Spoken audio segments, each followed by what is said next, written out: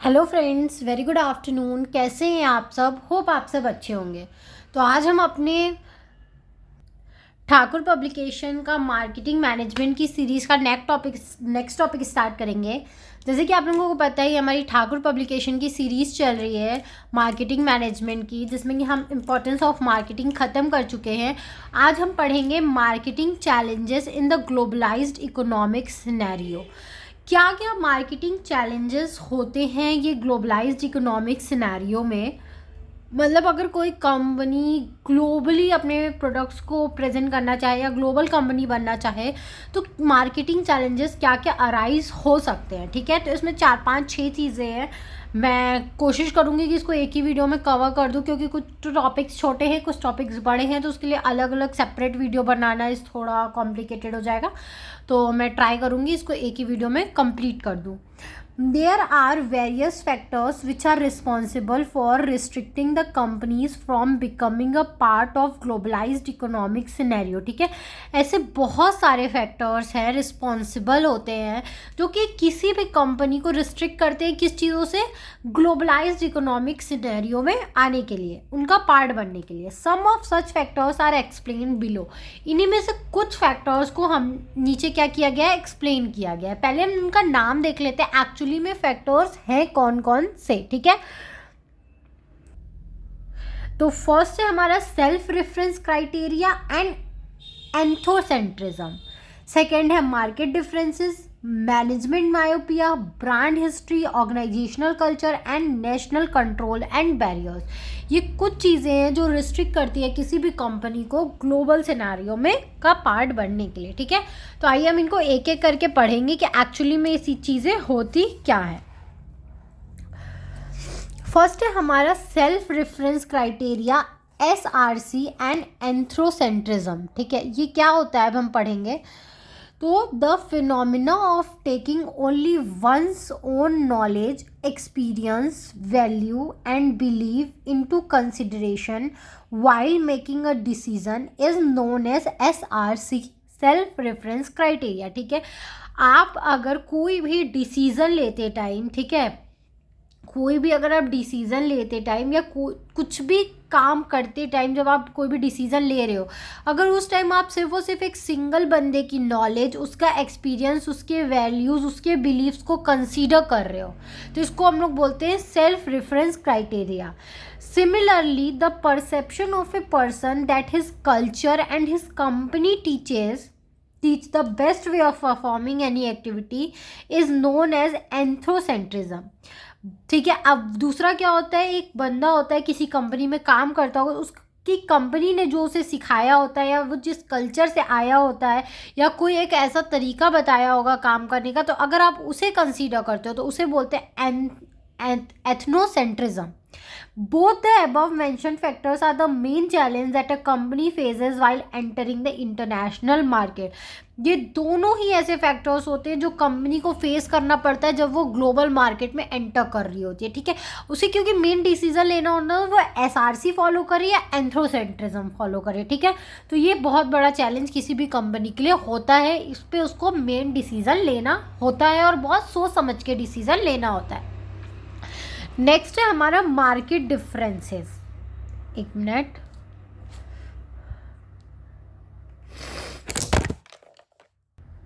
Sorry friends, mobile ही गिर गया कैमरा में से, कोई नहीं। हमारा नेक्स्ट टॉपिक है मार्केट डिफरेंसेस। तो मार्केट डिफरेंसेस में क्या होता है, if a company wants to globalize its operation then due to the culture and national differences it needs to change some or all of the elements of its marketing mix. ठीक है, अगर कोई भी company क्या करती है, उसको अपने ऑपरेशंस को, अपने जो भी उसके काम करने के तरीके हैं, उसको ग्लोबलाइज करना चाहती है, तो या तो कोई कल्चरल या तो नेशनल डिफरेंसेस की वजह से उसको क्या करना पड़ता है, अपने मार्केटिंग मिक्स का कुछ एलिमेंट या तो सारे एलिमेंट्स को चेंज करने पड़ते हैं। ठीक है, जैसे कि product, price, place and promotion, marketing mix, आप सबको पता है। इनमें से कुछ ना कुछ चेंज करना पड़ता है, या कभी कभी ऐसे सिनारियो भी हो जाते हैं कि इन सबको उसे चेंज करना पड़ता है। An effective team of the local countryman is necessary for any global company to succeed, because only local people can suggest the relevant changes in the product to make it suitable for the local condition. ठीक है, ऐसा होता है। एक effective team क्या होती है, ज़रूरी होती है, क्योंकि वहाँ लोकल लोगों की एक इफेक्टिव टीम किसी भी कंपनी को ज़रूरी होती है, क्योंकि कोई भी लोकल बंदा ही बता सकता है कि इस प्रोडक्ट में ऐसा क्या चेंज करो कि इस यहाँ के अकॉर्डिंग ये चल जाए। ठीक है, different types of difference in global market are as follows. Political and legal differences. Political and legal differences of course सी बातें आएंगी, क्योंकि हर जगह का political and legal scenario same नहीं होता। Political and legal environment of almost all the countries are different from each other. Hence, the more a company adds countries to its business, the more complicated its operation will become. ठीक है, हर जगह का political और legal environment अलग होता है, change होता है। इसलिए अगर कोई भी कंपनी अपने जितनी ज़्यादा कंट्रीज़ ऐड करती है, उसका काम करने का तरीका या उसका ऑपरेशन उतना ही ज़्यादा कॉम्प्लिकेटेड होता है। ठीक है, फिर होता है cultural differences. In the process of internationalization, the cultural differences of various countries pose a challenge for the company. ठीक है, अगर आप अपनी किसी भी कंपनी को या प्रोडक्ट को क्या कर रहे हो, इंटरनेशनल कर रहे हो, ठीक है, इंटरनेशनलाइजेशन फॉलो कर रहे हो, तो कल्चरल डिफरेंसेस आएंगे। ठीक है, और ये कहीं ना कहीं कभी कभी क्या होता है, कोई ज़्यादा मेजर रोल प्ले कर देता है, चैलेंज बढ़ा देता है। Many a time cultural difference exist in a local market as well. और बहुत बार तो ऐसा होता है कि आपको उनके लोकल मार्केट में भी ये कल्चरल डिफरेंसेस देखने को मिलते हैं। थर्ड वन है हमारा economic differences. The economic condition vary from country to country. कहीं की भी इकोनॉमिक जो कंडीशंस होती है वो कंट्री टू कंट्री अलग ही होती है, एक जैसी तो होती नहीं है। It poses a challenge from the companies which are operating or planning to operate in more than one country. ठीक है, तो ये कभी कभी कंपनीज के लिए चैलेंज बन जाती है, इसलिए इसको प्लान करना पड़ता है कि उसको एक से ज़्यादा कंट्री में कैसे इसको अपने बिजनेसेस को चलाना है। फिर है currency differences. Different countries operate with different currencies which poses many problem to global companies. Convertibility of currency, fluctuation in exchange rate, different monetary regulation etc. are some of such problems. ठीक है, हर country अपने currency में deal करती है, तो बहुत सारी प्रॉब्लम अराइज होती है। ठीक है, क्योंकि आपको करेंसी कन्वर्ट करना, जो एक्सचेंज रेट में फ्लक्चुएशंस होते हैं और जो अलग अलग मॉनेटरी रेगुलेशंस होते हैं, ये कुछ प्रॉब्लम्स क्रिएट करती हैं ग्लोबलाइजेशन में। ठीक है, फिर होता है लैंग्वेज डिफरेंस। लैंग्वेज डिफरेंस क्या होता है, the problem due to the language difference is very common in the field of international marketing. अगर आप इंटरनेशनल मार्केटिंग कर रहे हो तो आपको जो लैंग्वेज प्रॉब्लम है ये बहुत कॉमन है, क्योंकि लैंग्वेज तो डिफरेंट होती ही होती है। This problem is not only arises in those country which have different language, but also in those countries which use same language, because in many instances same terminologies have different meaning in different countries. ठीक है, और ये problem सिर्फ और सिर्फ उन countries में नहीं होती जहाँ डिफरेंट लैंग्वेज ही यूज़ की जाती है, ये प्रॉब्लम उन कंट्रीज़ में भी होती है जहाँ पे सेम लैंग्वेज यूज़ की जाती है। ठीक है, क्योंकि यहाँ पे क्या होता है, एक ही टर्मिनोलॉजी का बहुत सारा मतलब होता है, तो वहाँ पे इसलिए प्रॉब्लम अराइज होती है, क्योंकि यहाँ पे हमारे यहाँ जिस वर्ड का मतलब अलग होता है, वहाँ उस वर्ड का मतलब कुछ और होता है। ठीक है, तो आप कह सकते हो same word with different meaning वाली प्रॉब्लम आती है। फिर हमारा इंफ्रास्ट्रक्चर डिफरेंसेस। इंफ्रास्ट्रक्चर डिफरेंसेस क्या होता है, all the countries may not necessarily have the same marketing facilities. For example, radio advertisement may be successful in one country but it may not be available in any other country. तो infrastructures differences इस तरीके से आ सकते हैं क्योंकि हर country एक तरीके की मार्केटिंग जो इंफ्रास्ट्रक्चर है या फैसिलिटी है वो यूज़ नहीं करती। मे बी किसी कंट्री में रेडियो बहुत पॉपुलर हो लेकिन किसी में बिल्कुल ना हो। रेडियो से आप मार्केटिंग कर ले रहे हो बहुत सक्सेसफुली लेकिन किसी और कंट्री में नहीं कर पा रहे हो। तो ये होती है इंफ्रास्ट्रक्चर प्रॉब्लम जो क्रिएट होती है। फिर नेक्स्ट है हमारा trade practices difference. Wait a minute.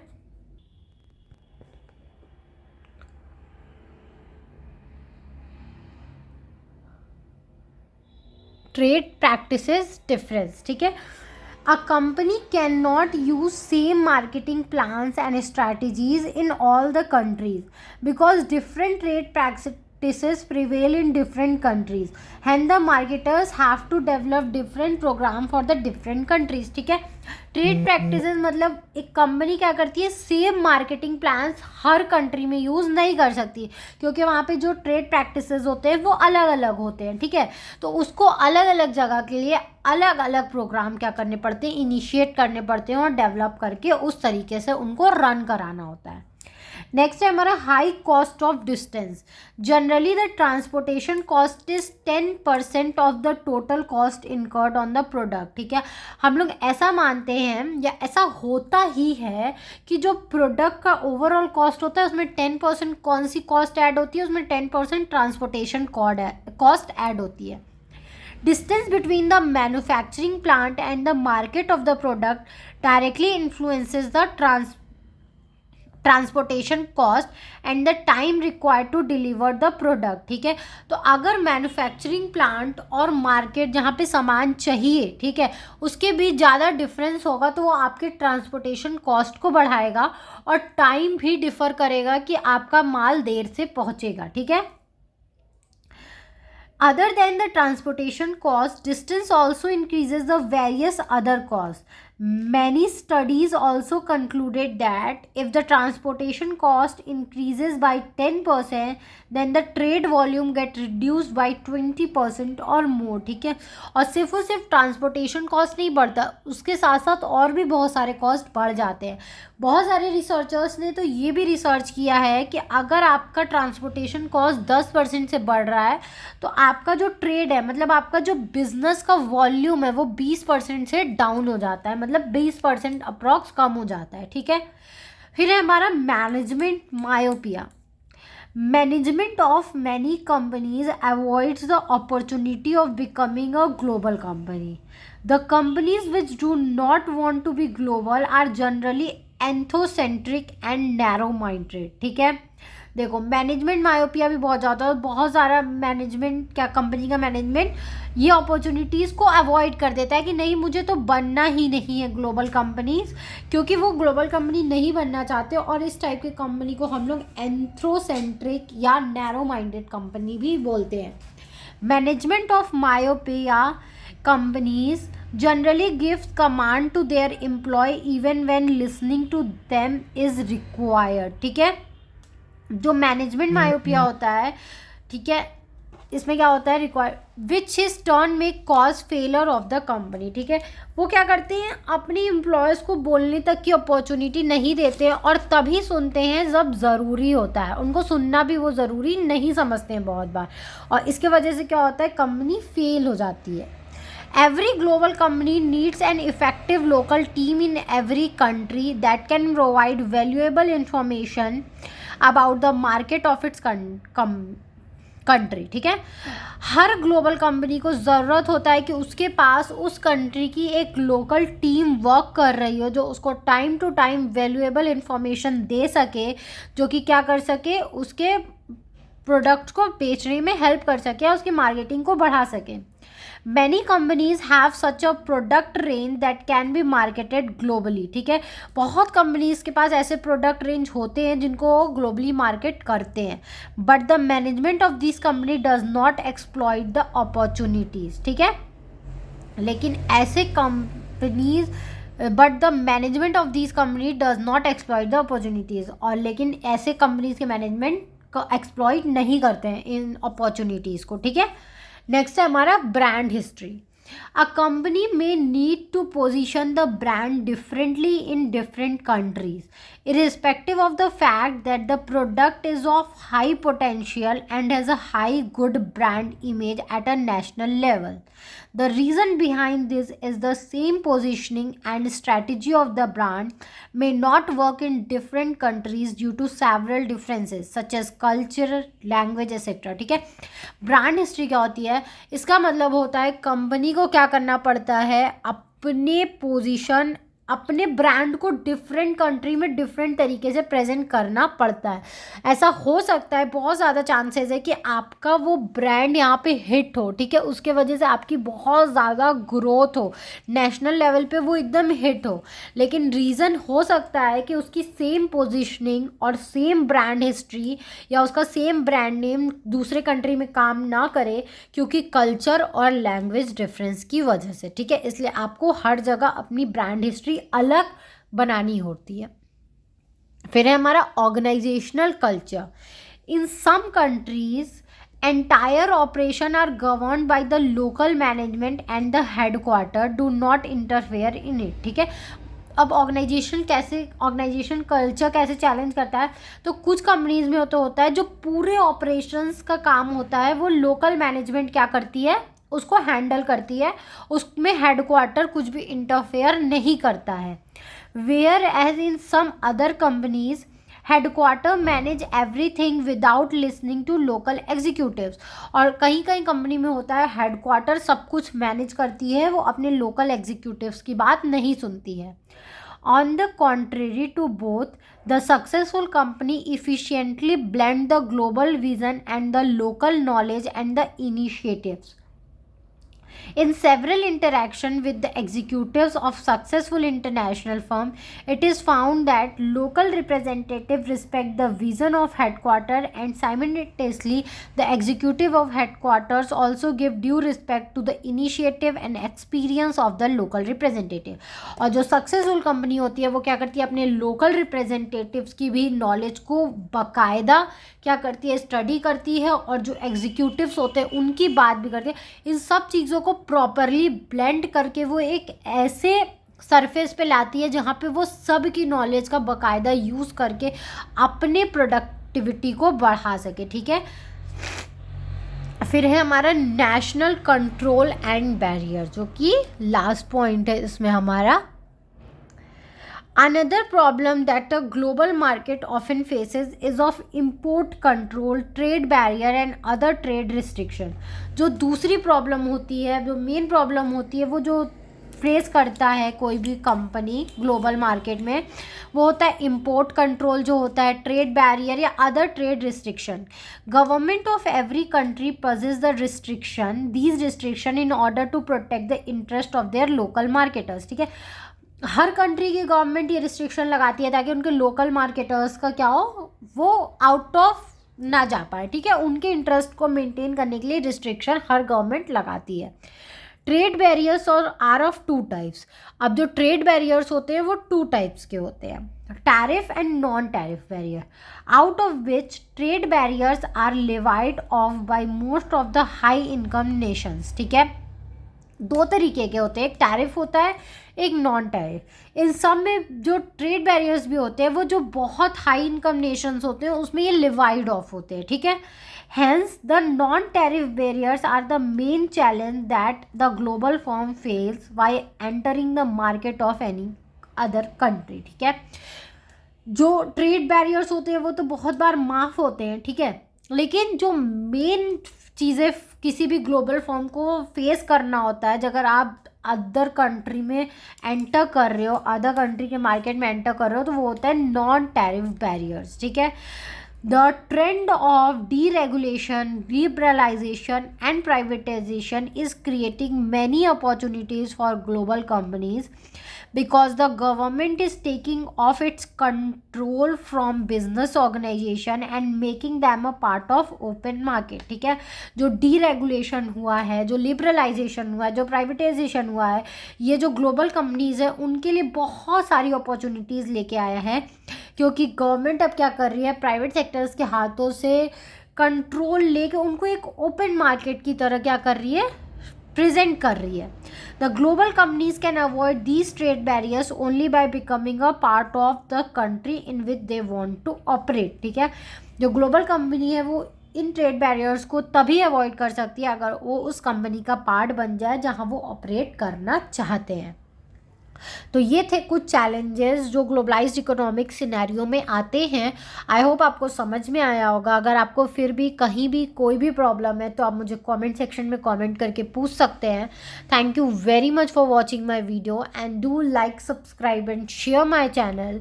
आपको अगर इस सब्जेक्ट या किसी भी सब्जेक्ट के नोट्स परचेस करने हो तो आप मेरा डिस्क्रिप्शन बॉक्स चेक कर सकते हैं। आई नो ये टॉपिक थोड़ा लंबा था बट बहुत छोटे छोटे इसमें टॉपिक्स थे, तो मैंने सोचा कि इसको चैलेंजेस को मैं एक ही टॉपिक में कवर कर दूं ताकि आप सबके लिए इजी हो, आपको बहुत सारे वीडियोस ना देखने पड़े।